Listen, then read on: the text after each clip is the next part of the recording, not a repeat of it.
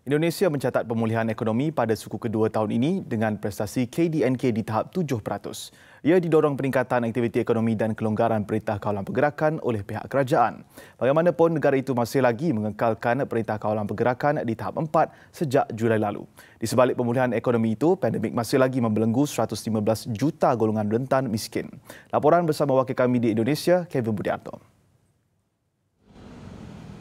Selain pemulihan ekonomi global dan mitra dagang Indonesia, kelonggaran pergerakan turut mendorong peningkatan konsumer hingga 5,93%. Namun sektor yang menjadi penggerak utama memiliki serapan tenaga kerja yang kecil. Hasil kajian itu dikeluarkan Badan Pusat Statistik Indonesia. Namun jelas pemerhati ekonomi dan pengarah Center of Economic and Law Studies Bima Yudhistira, kerajaan Indonesia perlu mengambil kira cabaran yang dihadapi warga rentan miskin. Indonesia ini punya 115 juta orang rentan miskin.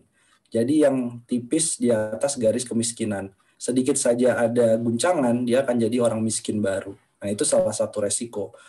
Tambahnya, Indonesia perlu berhati-hati ketika berdepan suku ketiga ekonomi yang lebih kritikal, berikutan penurunan realisasi pelaburan dan ekspor dianggar sekitar negatif 2%. Dalam pada itu, data yang dikeluarkan Kementerian Tenaga Kerja Indonesia pada Februari lalu turut mencatatkan lebih 1,6 juta warganya kehilangan pekerjaan, serta turut memberi kesan kepada 19,1 juta rakyatnya yang lain. Dibandingin sebelumnya itu, nyari uang juga rada susah sih. Dan lagi pula kalau kita terjun ke pulung, orang mulung banyak yang mulung sekarang.